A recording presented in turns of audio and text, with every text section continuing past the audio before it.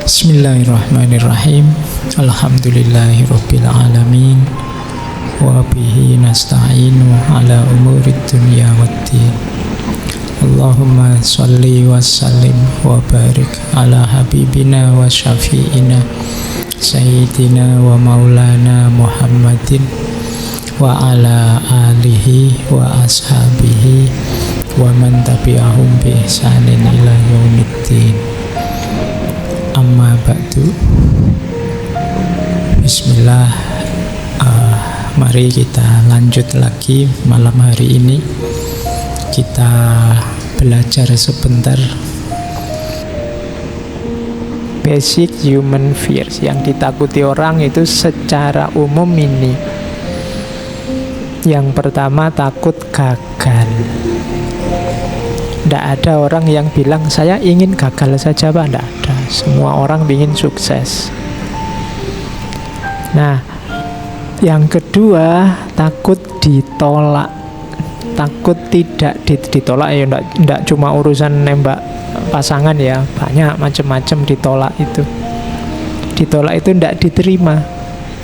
Yang kamu persembahkan tidak menyenangkan orang sehingga mereka tidak nerima, itu juga ditakuti orang. Kenapa tadi kamu nggak mau nyanyi lagi? Kamu takut ditolak lagi. Wong tadi saya nyanyi semuanya nutup telinga, semuanya pura-pura nggak dengar. Nah, itu ditakuti juga pasti. Fear of rejection. Yang ketiga, fear of the unknown. Takut pada yang tidak diketahui. Ini juga sering terjadi. Sesuatu yang misterius kan menakutkan bagimu. Yang tidak pernah naik motor, dia tidak tahu enaknya naik motor, tidak ngerti tekniknya naik motor. Naik motor itu menakutkan. The unknown, yang dia tidak tahu itu menakutkan. Oke, tidak enak ya rasanya jadi takmir, itu kan menakutkan. Kenapa kamu tidak tahu? Jangan-jangan bukan nggak enak, tapi nggak enak sekali misalnya. Harus capek-capek nyiapin kopi, nyiapin. Kamu takut kenapa? Karena the unknown, kamu tidak tahu aslinya. Tidak enak ya jadi artis, apa-apa diberitakan. Nah, itu kan kamu tidak tahu, wong artisnya menikmati kok. Gitu loh. Terus loh iya kan, dia apa saja dapat sekarang, tidak perlu capek-capek viral. Loh, sekarang artis kan nyari viral. Jadi yo viralnya dapat, uangnya dapat, enaknya dapat. Nah, kamu oke, yang capek kan kamu. Kamu sekarang capek-capek bikin meme, capek-capek bikin poster, capek-capek tentang itu. Nah, oke. Yang nggak tahu bilang, wah itu enak saja kan gitu. Fear of the unknown, itu kan dunia gaib bagimu. Bagi kamu kan nggak masuk akal. Alah gitu aja kok mahal amat. Tuh kamu nggak tahu. For of the unknown, wilayah-wilayah gaib itu. Kadang-kadang perilaku orang di dunia yang berbeda denganmu kan tidak masuk akalmu, dan kamu takut ke sana. Kamu nggak bayangkan sumpek ya jadi presiden itu, karena kamu tidak tahu, maka kamu takut. Tidak enak ya jadi ulama itu, loh kamu tidak tahu, jadi ya ulama nanti tahu. Fear of the unknown. Orang itu biasanya takut pada sesuatu yang belum dia pahami. Kalau yang ini nggak perlu saya jelaskan. Takut mati. Ya, iya. Jadi mati itu menakutkan. Sebenarnya mati itu sama kayak atasnya, fear of the unknown. Mati itu kan misterius, kamu tidak tahu besok setelah mati ada apa, kan gitu. Wong yo yang mati tidak ada yang kembali. Ada nggak ya yang punya ide nanti habis memakamkan siapa dikasih CCTV gitu, dilihat di laptopnya biar tidak lagi unknown. Tapi ya tidak mungkin ketemu. Kenapa? Karena barangnya memang gaib. Barang gaib ya tidak mungkin kelihatan. Jadi orang takut mati itu wajar. Basic human fears. Tidak apa-apa. Asal efek dari takut mati itu positif. Karena kamu sadar bahwa kamu akan mati, apa yang kamu lakukan itu kan selanjutnya itu. Oke, nanti dijelaskan ini antara lain oleh Heidegger, nanti di belakang ada. Fear of isolation. Tidak punya teman, sendirian, terasing, itu orang juga takut. Menyendirinya orang, dia tetap butuh orang lain. Sendiri 100% itu tidak mungkin. Kalau tidak percaya, kamu yang merasa saya introvert loh Pak, tidak butuh orang lain, tinggallah di hutan, kamu ya stres. Tidak bisa, orang butuh orang lain. Dia takut kalau tidak ada siapapun. Kemudian yang terakhir, takut kehilangan dirinya. Takut tidak eksis, takut tidak dianggap, takut tidak jadi dirinya sendiri. Nah ini fear of loss of self, kehilangan diri, kehilangan kesadaran hidup, atau menjalani hidup yang tidak bermakna. Itu orang takut. Kamu ada atau tidak, aku tidak peduli. Itu orang tidak mau digituin. Orang takut kehilangan dirinya.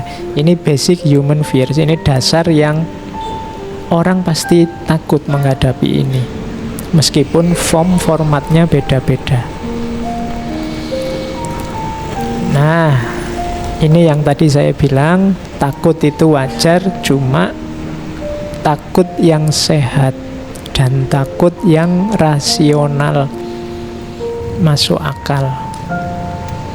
Takut yang sehat itu takut yang menghasilkan perjuangan, takut yang wajar menghasilkan kebaikan, itu takut yang sehat. Ada takut yang tidak sehat. Takut yang tidak sehat itu ya buahnya jelek, hasilnya rusak. Mungkin kamu keras pada orang lain, akhirnya kamu menyiksa orang lain, menyakiti orang lain gara-gara ketakutanmu. Takut jagomu kalah, terus kamu merendah-rendahkan orang lain, mencaci maki orang lain, menganggap semua yang dari yang kamu takuti itu jadi jelek dan seterusnya. Itu namanya ketakutan yang tidak sehat. Bahwa orang takut jagonya kalah itu wajar, tapi takut itu membawa kemana, itu nanti yang akan menilai apakah ketakutan itu sehat atau tidak sehat. Jadi kalian boleh takut, tapi tetap yang sehat. Takut mati menghasilkan kesadaran untuk lebih dekat sama Allah, itu kan sehat. Takut tidak eksis membuat kamu sungguh-sungguh berjuang agar diakui di tengah masyarakatmu, itu kan takut yang sehat. Jadi usahakan kalian takut, tapi takut yang sehat, bukan takut yang tidak sehat. Yang kedua, takut yang rasional. Saya mau bantu tetangga sebelah Pak, tapi saya takut ya Pak. Nah itu tidak rasional, bantu orang kok takut. Jadi takutnya yang rasional. Yang tadi saya sebut, ketakutan-ketakutan dasar, itu kan masuk akal orang takut. Takut mati, takut itu kan. Saya mau nembak Pak, tapi saya takut kalau diterima gimana? Itu tidak rasional. Ayo, itu kan tidak masuk akal, tidak diterima. Jadi yo, saya takut ya Pak, takut bahagia saya itu. Beliau nggak ono takut kok, takut bahagia. Itu tidak masuk akal, tidak rasional. Jadi yo jadi manusia yang normal sajalah. Jadi yo yang ditakuti yang memang menakutkan. Kalau ada yang tidak menakutkan kok kamu takuti, itu kalau secara psikologi kadang disebut fobia. Fobia itu ketakutan yang tidak rasional. Kan ada kadang-kadang orang itu fobia terhadap bulu-bulu. Kalau ada baju-baju ada bulunya, dia gemeteran, dia kayak orang lihat hantu. Ada orang karena takut pada ular, terus segala yang mirip ular dia takut, fobia. Sabuk yang melingkar-lingkar dia takut, apa yang melingkar, itu sudah perlu psikiater. Jadi kalau ada yang takut kok tidak rasional, apalagi berlebihan, itu nanti namanya fobia. Saya tidak tahu di sini ada yang fobia apa tidak. Fobia itu objeknya tidak rasional. Kalau bagi orang lain itu biasa-biasa. Misalnya saya tadi membawa pulpen, saya takut sekali Pak sama pulpen ini, gemeteran saya kalau ada pulpen ini. Nah, itu kamu perlu psikiater. Oke.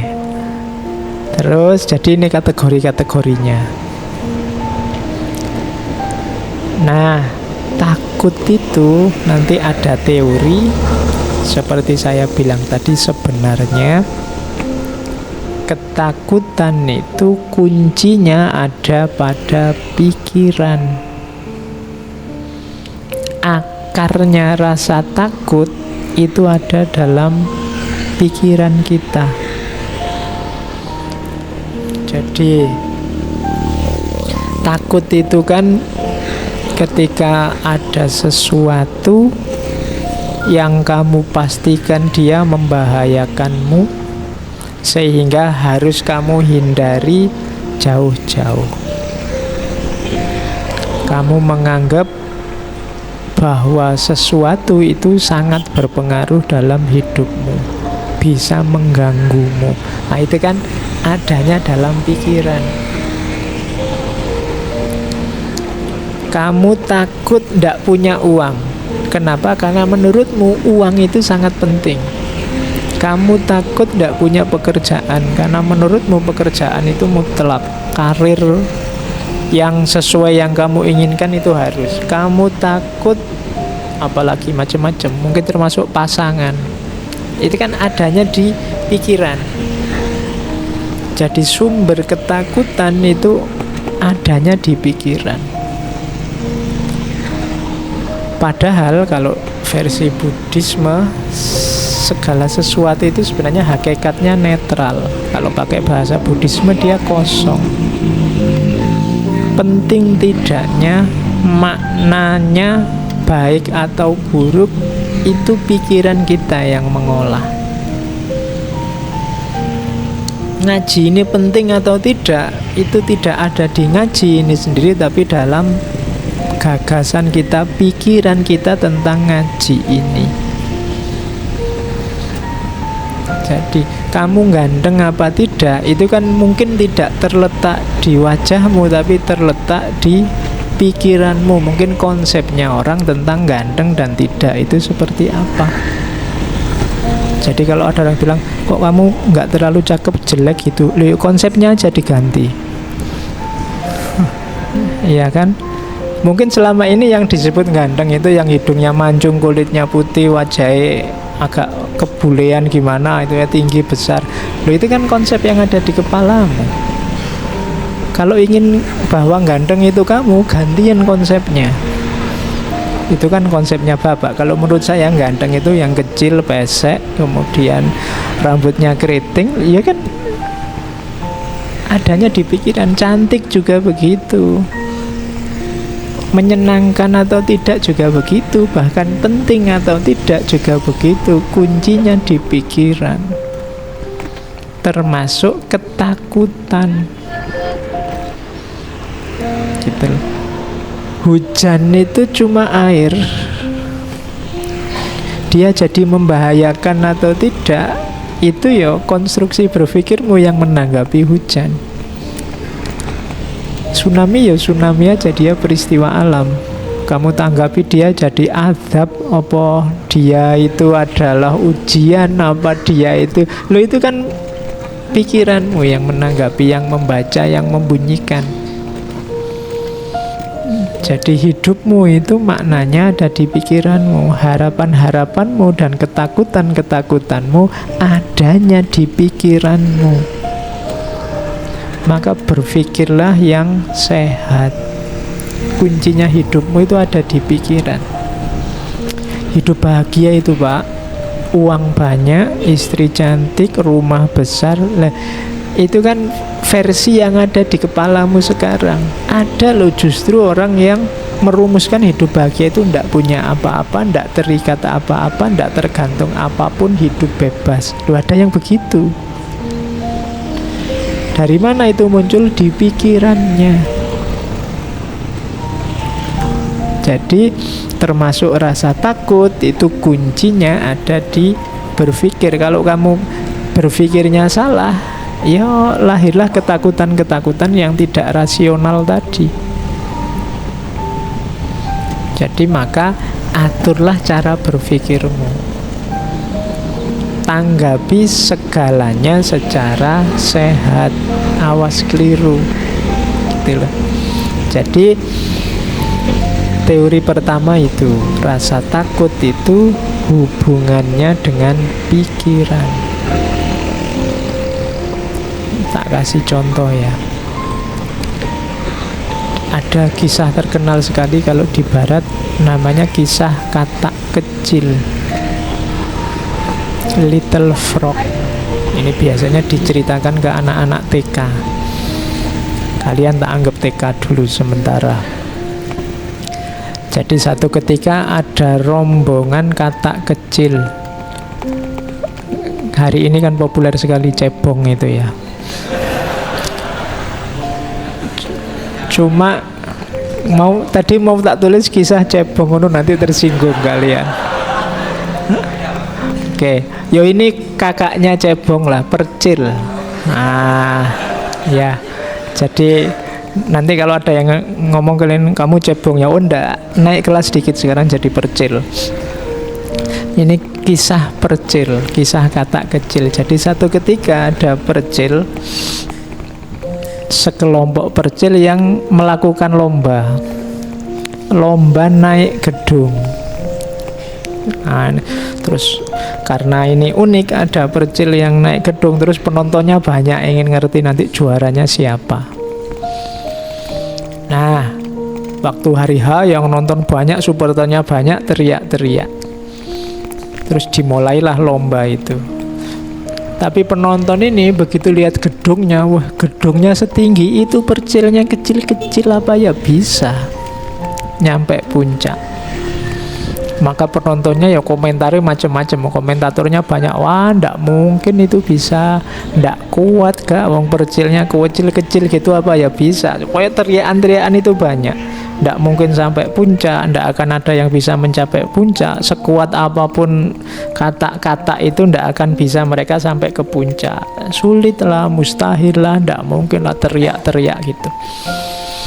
Percilnya yang naik ya bener, akhirnya ada yang jatuh satu demi satu, ndak kuat, satu demi satu, ndak kuat. Hanya ada satu percil yang orang teriak apa saja nggak peduli, dia naik terus, pelan-pelan naik. Dan dialah yang juara akhirnya, percil ini. Setelah si percil ini juara, wartawan datang ngerubung. Ya, ngerubung percil ini, maunya diwawancara, gimana kok bisa menang, kiatnya apa, anunya apa. Tapi diwawancara percilnya diam aja, cuma tolah-toleh aja. Akhirnya diketahui ternyata percilnya ini tuli. Jadi dia ndak dengar. Jadi waktu orang teriak-teriak, ndak mungkin, ndak bisa, sekuat apapun ndak akan mampu dan seterusnya, dia ndak dengar. Pokoknya dia jalan aja. Akhirnya nyampe puncak. Bandingkan dengan tadi percil yang pikirannya terganggu oleh banyak suara dari luar. Nah, ambil pelajaran sendiri dari cerita ini, bagaimana pikiranmu menentukan langkahmu. Pikiran-pikiran yang terganggu oleh macam-macam tadi, ya merasuk. Kalau isinya rusak-rusak dan jelek-jelek, ya efeknya dalam dirimu juga jelek. Maka pinter-pinterlah apa yang harus kamu masukkan, apa yang jangan masuk dalam dirimu, karena menentukan isi pikiranmu. Ketika orang banyak ngomong mustahil, ndak mungkin, wah sekuat apapun kamu ndak akan nyampe. Itu kan pelan-pelan muncul keraguan. Kayak tadi cirinya orang takut.